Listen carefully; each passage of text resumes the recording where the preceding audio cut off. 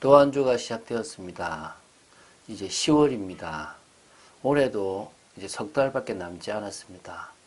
한 해를 믿음 따라 말씀 따라 잘 인도받았습니까? 속았던 것도 있을 거고 열심히 달려가다 좀 쉬었던 부분도 있을 것이고 돌아간 것도 있을 것입니다. 괜찮습니다. 지금부터 우리가 가야 될 길을 우리의 방향을 따라서 우리의 목적지와 이정표를 따라서 우리는 차근차근 가면 됩니다. 오늘도 그 응답의 걸음 되기를 주 예수 그리스도 이름으로 축원드립니다. 자, 느헤미야 5장 14절부터 19절에 대해서 지금 오늘 볼 겁니다. 느헤미야 5장은 사실은 느헤미야가 총독으로 와서부터 12년 뒤에 있었던 일을 이렇게 집어넣은 겁니다. 사실은 외부의 어떤 그런 갈등 또 내부의 큰 갈등이 이 성벽 재건 공사, 특히 이 이스라엘 신앙 공동체를 세우는데 큰 위협이 되었다는 부분에서 지금 같이 5장에 넣어서 다루는 것 같습니다. 예, 특히 이 14절부터 19절까지는요.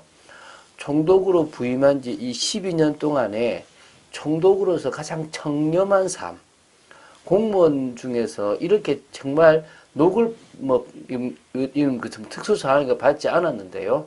정말 백성들을 위하고 하나님을 경외하는 마음으로 이 총독의 이 임무를 감당했던 느헤미야에 대해서 볼 수 있습니다.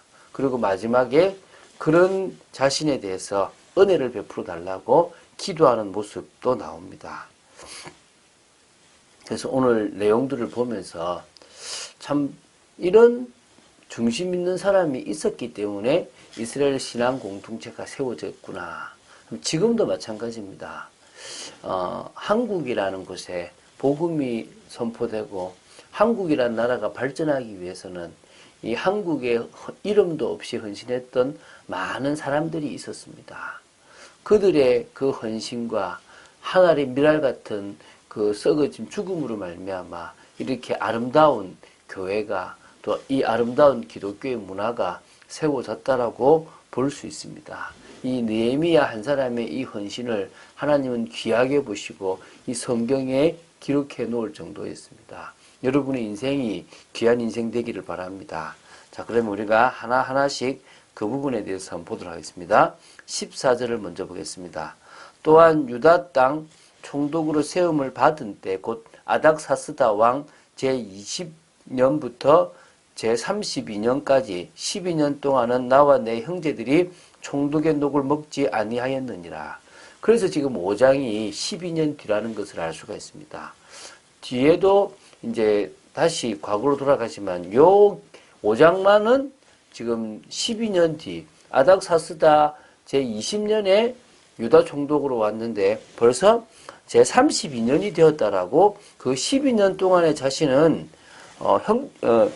이 자신의 형제들과 함께 이 총독으로 있으면서 아예 총독의 녹을 월급을 받지 않고 그렇게 생활했다는 겁니다. 이 정도로 이 느헤미야가 청렴결백했다는 거죠.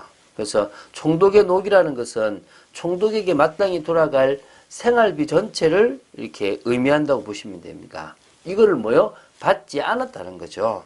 그 이유가 백성들이 내는 세금으로 총독의 녹이 충당되었으니까 그 좀 충당되는 게 당연한데 백성들이 지금 가중한 나중에 나오지만은 페르시아에 내는 세금도 되게 많기 때문에 총독이 그걸 가져간다면 너무 힘들 수밖에 없다는 겁니다. 그래서 받지 않았다는 겁니다. 그래서 마땅히 자신이 취해야 될 자신의 어떤 권리인데 그것을 받지 않았다는 것은 1차적으로는 백성들을 긍휼히 여기는 마음이 있었고요. 더 나아가 귀족들이나 부자들에게 정말 자신이 말하고자 하는 것들을 정당하게 말하기 위해서 또 가난한 자들에게 너희들도 짐을 지우지 말라고 하기 위해서 스스로가 그 모든 특권들을 포기했다는 것입니다. 저도 하나님 앞에서 이런 특권들을 내려놓고 목회를 하려고 하고 있고요. 정말 그렇게 일평생을 하나님 앞에 달려가는 부족하지만 귀한 목사님들, 한국에 또 전 세계에 귀한 목사님들을 따라서 저도 그 길을 가보려고 기도하고 있습니다. 그게 이스라엘 공동체를 세웠던 느헤미야처럼 하나님 원하시는 정말 교회 전체가 하나 된 교회를 세워나가는 모습인 줄로 보입니다. 자, 15, 16절을 제가 보겠습니다. 나보다 먼저 있었던 총독들은 백성에게서 양식과 포도주와 또 은 40세겔을 그들에게서 빼앗았고 또한 그들의 종자들도 백성을 압제하였으나 나는 하나님을 경외함으로 이같이 행하지 아니하고 도리어 이 성벽 공사에 힘을 다하며 땅을 사지 아니하고 내 모든 종자들도 모여서 일을 하였으며. 자, 여기 보면 먼저 있었던 총독들은 누구냐 그러면 1차 포로 귀환 이후부터 유다를 계속 통치해왔던 여러 선임 총독들을 말하는 겁니다. 그 총독들은요, 뭐였습니까? 백성들에게서 양식도 받았고 포도주도 받았고 또 은 40세겔도 받았고요. 뿐만 아니라 자신의 그 밑에 있는 부하들이 백성들을 압제해서 백성들로부터 돈을 받아내는 것들을 놔뒀단 말입니다. 근데 자신은 하나님을 경외함으로 그렇지 않았다는 것입니다.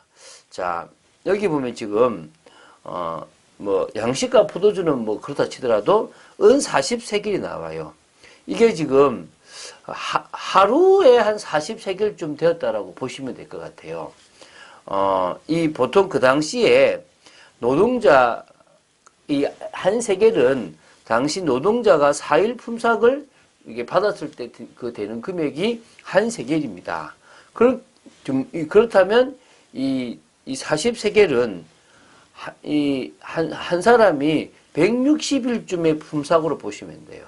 근데 이거를 이제 총독이니까 하루에 받았다고 보시면 되겠죠.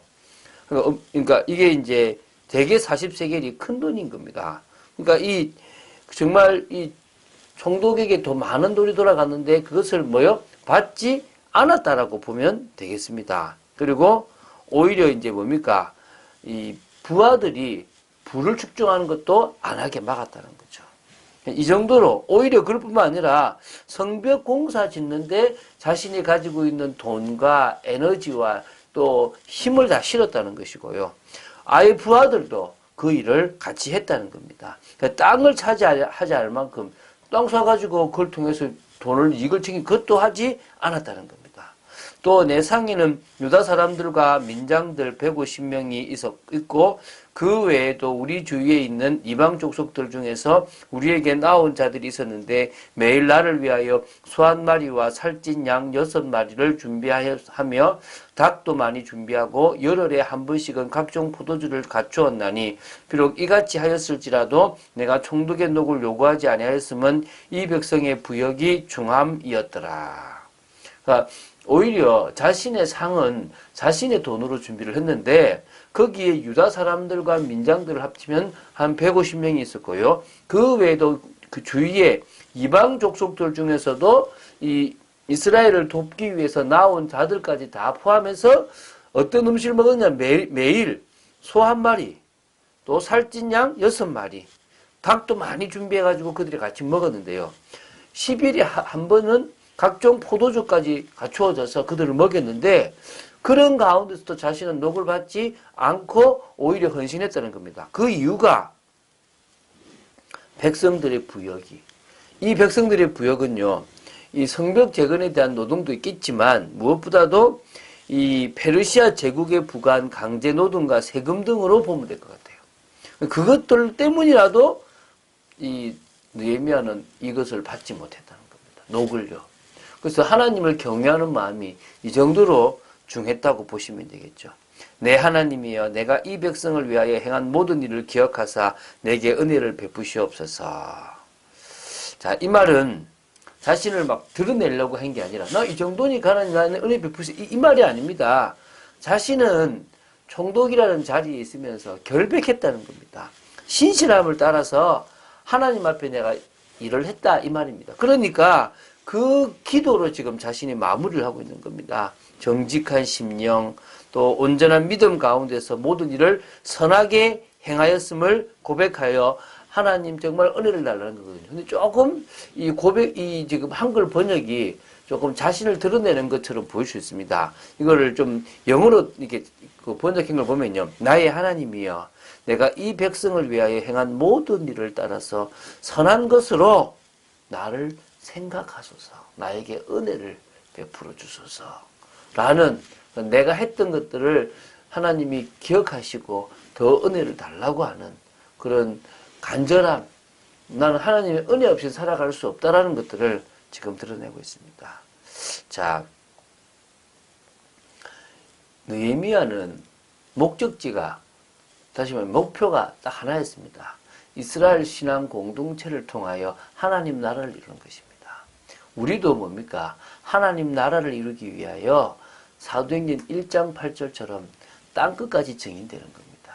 근데 그 일을요, 우리가 땅끝을 가야 된다는 생각을 잊어버리기도 하고, 우리가 가지고 있는 이 생각의 한계, 문화의 한계, 틀의 한계에 벗어나지 못하는 경우들이 있습니다.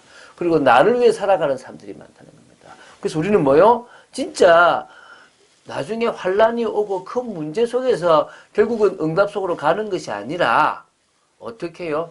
지금 우리의 모든 방향은 사도행전 1장 8절이다. 그것에 따른 이정표들을 따라 우리는 가고 있는 것이다. 나의 땅끝을 보고 가는 거다. 진짜 땅끝을 향해 달려가는 것이다. 이게 우리 중요한 것이고요.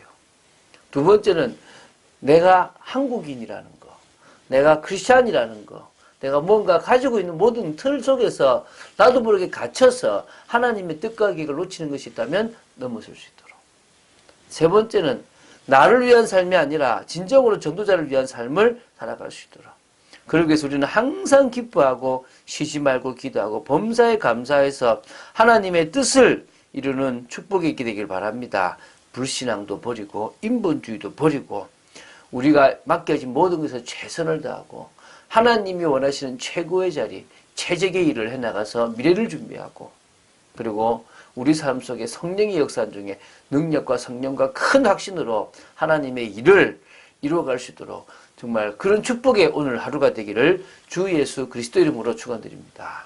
주는 그리스도시요 살아계신 하나님의 아들이심을 고백합니다. 느헤미야의 삶처럼 저희들이 하나님의 은혜 없이는 이런 삶을 살아갈 수 없음을 고백합니다.